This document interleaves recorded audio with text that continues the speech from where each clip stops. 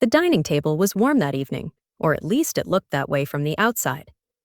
Candles flickered, their soft glow bouncing off polished silverware. Plates were filled with roasted lamb, buttered vegetables, and the kind of carefully prepared dinner that usually symbolized love, unity, and family.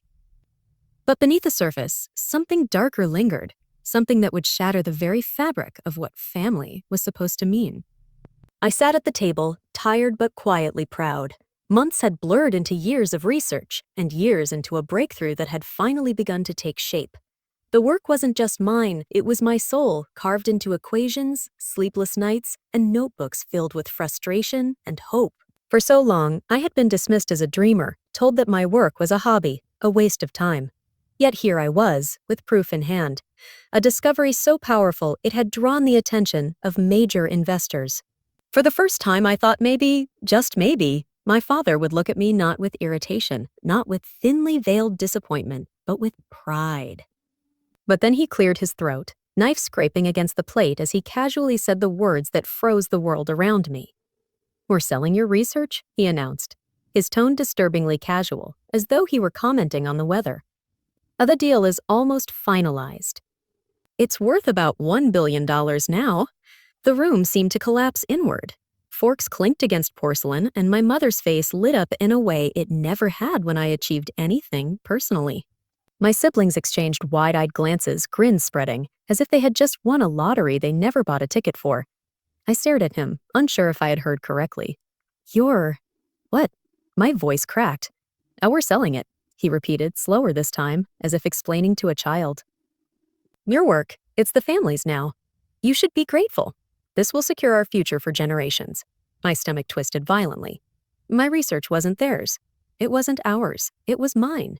Every sleepless night, every coffee-stained page, every failure and victory, all of it had been endured by me alone. But sitting there, watching their faces light up like greedy predators, I realized something devastating. They had never seen me as family. I was an asset, a tool. I chewed on silence the rest of that dinner, my food turning to ash in my mouth. Their laughter echoed like claws dragging against glass, sharp and unbearable. Inside me, a storm brewed, a mix of grief, betrayal, and something new I had never felt so strongly before. Resolve. That night, I lay awake staring at the ceiling, memories flooding in. I remembered being 12, trying to show my father a science project, only to be told it was a waste of time. I remembered being 17, working in a freezing garage on my first prototype while my siblings mocked me for not having a real job. I remembered the years of rejection, the endless doubt, the solitude. No one believed in me, and now that belief had turned into gold, suddenly they claimed it was theirs. Over the following days, I tried to engage them, to explain, to remind them that this research wasn't theirs to sell. But each attempt was met with scorn or dismissal. "You should be thankful," my mother said, her voice smooth, almost mocking. "Don't look so shocked. You should be happy your work is finally useful. After all, what's the point of hoarding it? This is what family does. We share." But it wasn't sharing. It was theft dressed as unity. Tension filled the house. My siblings began speaking openly of the cars, houses, and luxuries they would soon buy. My father bragged to his friends about the family's achievement, erasing my existence from the narrative. And with each passing day, the trust that bound me to them shattered into smaller, sharper pieces. But if they thought I would hand it over, they had underestimated me gravely. Over the next weeks, I wore a mask. I smiled faintly when my father bragged about negotiations. I nodded when my mother dreamed aloud of vacations. I let my siblings chatter about riches. They thought I was broken, too stunned to resist. But while they dreamed, I worked. Quietly, discreetly, I contacted my mentor, a professor who had guided me in the early stages of the project. I reached out to a lawyer, a sharp-minded woman who understood betrayal all too well.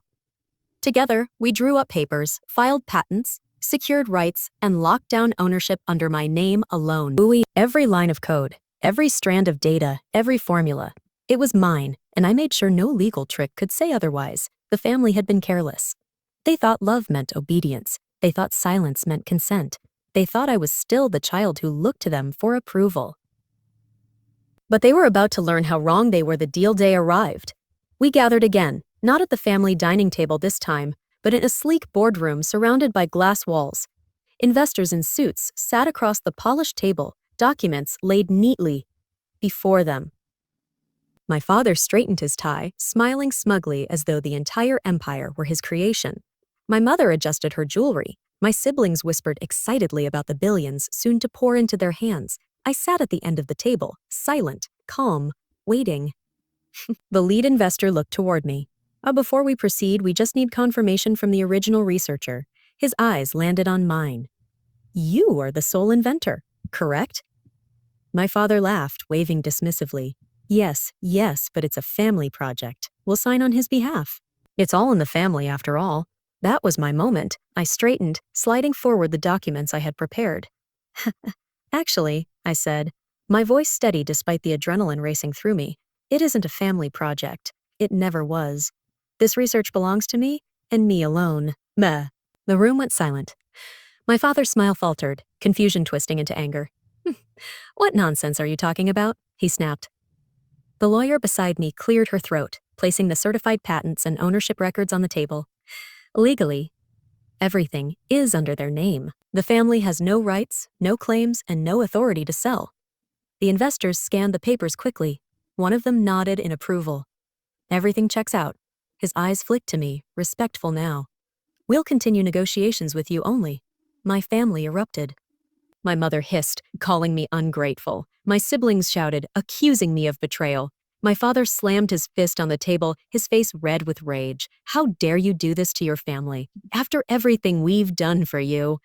I looked at him, at all of them, and for once in my life, I didn't feel small. I didn't feel guilty. I felt free. You didn't believe in me, I said quietly, but firmly. You never supported me. And now that my work has value, you tried to steal it. This isn't betrayal, it's justice. Their voices blurred into background noise as the investors gathered the documents, shaking my hand, finalizing the deal without so much as glancing back at the family that had tried to devour me. When I walked out of that glass building, the air felt different, lighter, sharper. The $1 billion wasn't the victory, not really. The real victory was reclaiming myself from people who had never truly seen me. I knew I had scars that would never fully heal. Betrayal by blood is the deepest cut of all. But I also knew something else. Revenge, when it is just and sweet, doesn't need cruelty. It needs clarity. And I had given them exactly that.